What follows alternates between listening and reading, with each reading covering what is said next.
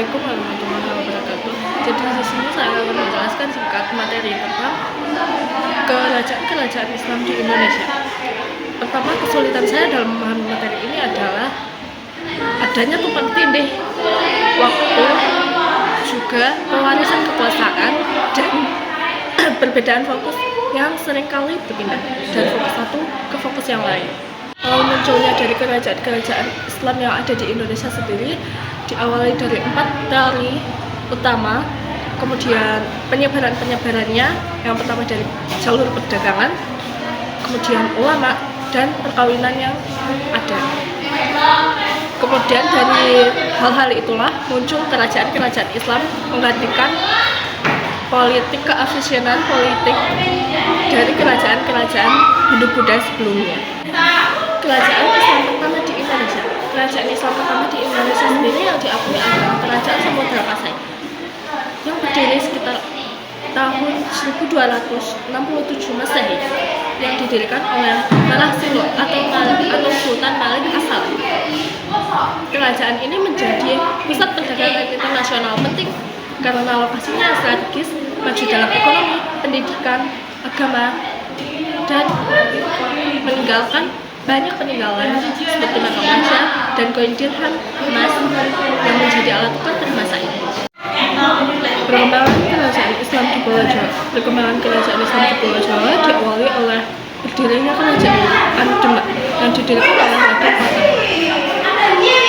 di abad ke-15, berpusat di Bintoro, Jawa Tengah, kemudian menjadi pelopor penyebaran Islam, juga menjadi pusat perdagangan maritim penting. Masa kejayaan dari kerajaan ini sendiri terjadi di bawah kekuasaan Sultan Trenggana yang saat itu mampu meluaskan wilayah sehingga menaklukkan Sunda Kelapa atau Jayakarta. Kemudian masa keruntuhan terjadi karena adanya sengketa tanah, juga perang saudara yang terjadi setelah wafatnya Sultan Trenggana. Akhirnya terjadi pengalihan kekuasaan kepada Kerajaan Pajang dengan peninggalan yang ada sampai sekarang, yaitu Masjid Agung Demak. Perkembangan kerajaan Islam di Pulau Kalimantan sendiri ditandai oleh munculnya kesultanan-kesultanan penting seperti Kesultanan Banjar yang berada di Kalimantan Selatan, Kesultanan Kutai Kartanegara yang berada di Kalimantan Timur, dan berbagai kesultanan di Kalimantan seperti Kesultanan Sambas, Pontianak, Landak, dan lain-lain yang sebagian besar berdiri sekitar abad ke-15 hingga ke abad 18. Islam masuk melalui jalur perdagangan pesisir dengan pedagang Jawa dan Gujarat, disebarkan oleh ulama seperti Datuk Sri Landak, dan berkembang pesat di bawah kekuasaan kesultanan yang mengadopsi hukum Islam, menjadikannya pusat agama dan perdagangan seperti peran Kesultanan Banjar di selatan dan Kesultanan Kutai di timur. Kemudian ada perkembangan kerajaan Islam di Pulau Sulawesi.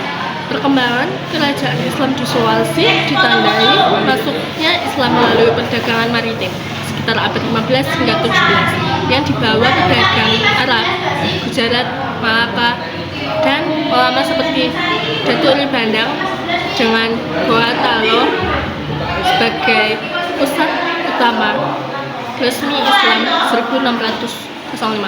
Diikuti kerajaan Bugis, Makassar, lainnya seperti Luwu, Wajo, Bone yang awalnya sulit menerima namun akhirnya menjadi kuat karena persatuan dan peranan ulama meskipun menciptakan warisan budaya Islam yang kuat di Sulawesi Selatan. Kerajaan Islam di Timur atau perkembangan kerajaan Islam di Indonesia bagian timur, khususnya Maluku, didominasi oleh kekuatan maritim berbasis rempah-rempah seperti Ternate dan Tidore yang menjadi pusat perdagangan dunia dan penyebaran agama di Maluku sejak abad 13 hingga 15. Mengalahkan sebentar sebelum tunduk pada VOC. Kerajaan Islam lainnya di timur seperti Jailolo dan Bacan juga merupakan kesultanan Islam tua di Maluku dengan peran penting dalam penyebaran agama dan perdagangan. Kesimpulan yang dapat diambil dari keseluruhan yaitu perkembangan kerajaan Islam di Indonesia tersebar secara meluas ke berbagai daerah. Kerajaan Islam menjadi jembatan penting antara masa Hindu-Buddha dan masa kolonial, menjadi benteng utama perlawanan terhadap kolonialisme VOC atau Belanda selama berabad-abad. Warisan budaya dan politik kerajaan-kerajaan ini menjadi fondasi utama pembentuk identitas dan kebudayaan Indonesia modern. Sekian itu saja yang dapat